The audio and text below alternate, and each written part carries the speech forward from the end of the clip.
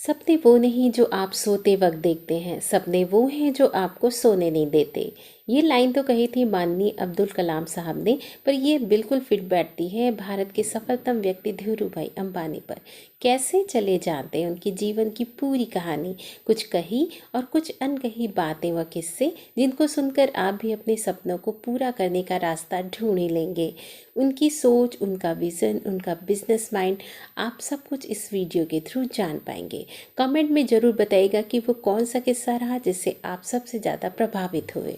बात बचपन से शुरू करते हैं। साल 1944, 12 साल का एक लड़का जब अपनी माँ को पैसों की कमी से परेशान देखता है तो सीधा जाता है अपने गुल्लक के पास और गुल्लक फोड़कर सारे पैसे निकाल लेता है और उसके बाद बाहर निकलकर एक होलसेलर से मूंगफली का तेल खरीदता है और सड़क पर रिटेलर के रूप में लोगों को बेच देता है।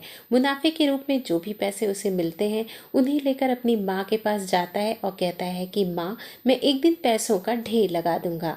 उसकी माँ हैरान हो जाती है अपने बेटे की काबिलियत को देखकर। घर में गरीबी तो थी ही, ऐसे में माँ को यकीन हो गया कि एक दिन ये बच्चा उनकी गरीबी दूर कर देगा। माँ का ये विश्वास और बच्चे की लगन ने उस बच्चे को उस मुकाम पर पहुँचाया जिसके सपने देखकर हर इंसान बड़ा होता है। ये बच्चा वो आदमी बना जिसकी चर्चा हर स्कूल, हर कॉलेज, हर घर, हर मोटिवेशनल सेशन में होती है। दोस्तों, आज हम इस वीडियो में बात करेंगे उन धीरूभाई अंबानी की जिन्होंने महज 2 कुर्सी, 1 टेबल और 1 टेलीफोन से रिलायंस को खड़ा कर दिया। वो धीरूभाई अंबानी जिन्होंने खुद का माल खुद को बेच दिया। कैसे, वो हम धीरूभाई अंबानी के अनसुनी किस्सों के साथ आपको बताएंगे। वीडियो थोड़ी लंबी जरूर हो सकती है, पर जब इस वीडियो से बाहर आप निकलेंगे तब आप जान चुके होंगे कि आपको अपने सपने कैसे पूरे करने हैं, क्योंकि फिर आपको धीरूभाई अंबानी की तरह ना सुनना पसंद नहीं होगा। इनका जन्म 28 दिसंबर 1932 को गुजरात के जूनागढ़ जिले के चोरवाड़ नाम के गांव में हुआ था।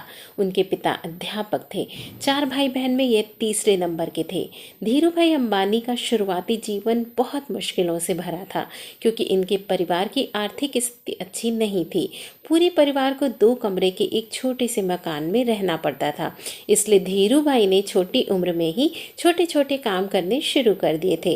एक बार उन्होंने देखा कि एक धार्मिक जगह पर जहां तीर्थयात्री दर्शन के लिए आते हैं, वहां यात्रियों की बहुत लंबी लाइन लगा करती थी। यहाँ से धीरूभाई को ख्याल आया कि इतने लंबे समय तक लाइन में खड़े रहने के कारण लोगों को भूख भी लगाती है।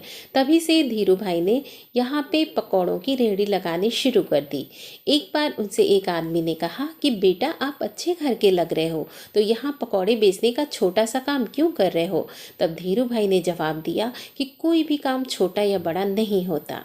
अगर आपको भी यही लगता है कि अभी आपकी उम्र छोटी है या किसी भी काम को छोटा समझकर उसे करने में शर्म आ रही है, तो याद रखिए कि कोई भी पकौड़ी की रेहड़ी लगाने वाला छोटा सा बच्चा हिंदुस्तान कॉरपोरेशन जगत का धीरूभाई अंबानी बन सकता है।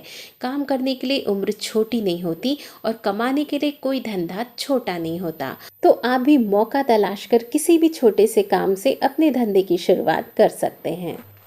सन 1950, उम्र 18 साल।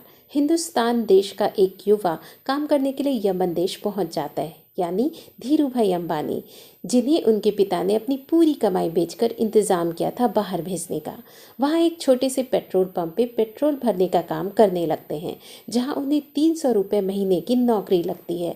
लेकिन धीरूभाई अंबानी का दिमाग देखिए, उन्होंने पहचान लिया कि यमन देश की करेंसी रियाल चांदी की बनी हुई है और चांदी की कीमत उस देश की करेंसी से एक्चुअल वैल्यू से ज़्यादा है।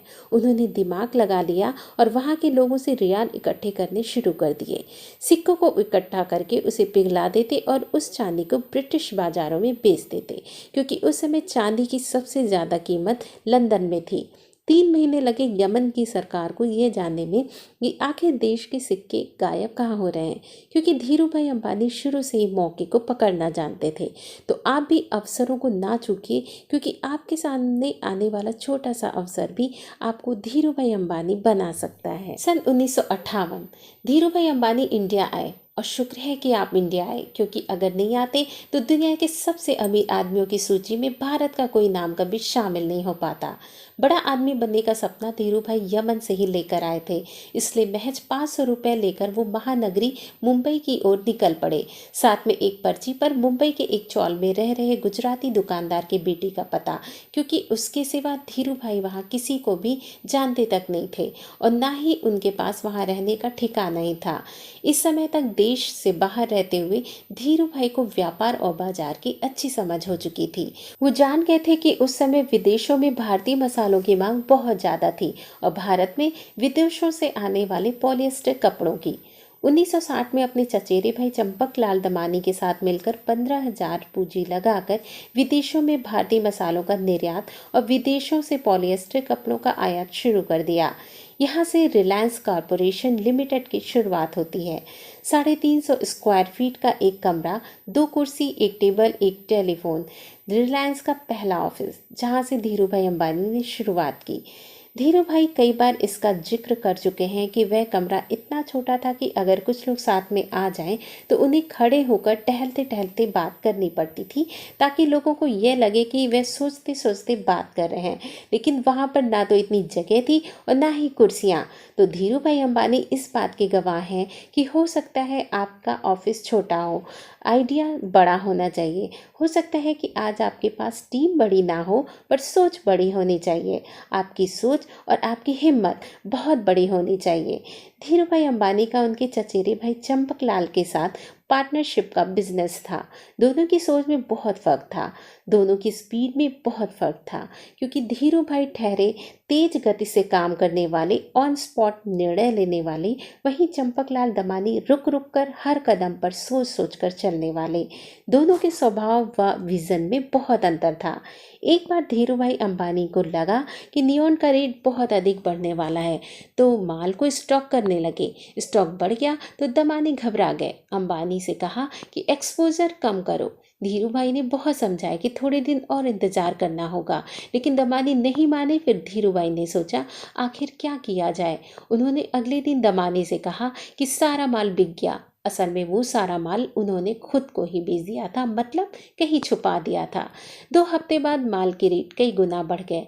तब धीरू भाई ने सारे स्टॉक क्लियर किया। फिर उसके बाद चंपकलाल को सारी बात बताई। उनकी सोच और विज़न में इतना फ़र्क था। फिर उसके बाद 6 लाख रुपए देकर उन्होंने चंपकलाल से पार्टनरशिप खत्म कर ली, क्योंकि दोनों की स्पीड और दोनों के बिजनेस माइंड में बहुत अंतर था। धीरू भाई अंबानी के इस किस्से से हमें यह सबक मिलता है कि पार्टनर वो ढूंढिए जो आपकी सोच, आपके विजन और आपके बिजनेस स्पीड का मैच कर सके, या फिर अकेले चलिए। अगला किस्सा मैं आपको बताती हूँ। धीरू भाई के ऑफिस के बाहर 25 पैसे की चाय बिकती थी। इसके बावजूद धीरू भाई एक बड़े होटल में 1 रुपए की चाय पीने जाते थे। जब किसी ने इसका कारण पूछा तो धीरू भाई ने कहा कि वहाँ बड़े बड़े बिजनेसमैन चाय पीने के लिए आते हैं और वो जब वहाँ बैठते हैं तो सब बिजनेस की बातें करते हैं और मुझे बहुत कुछ जानने को मिलता है।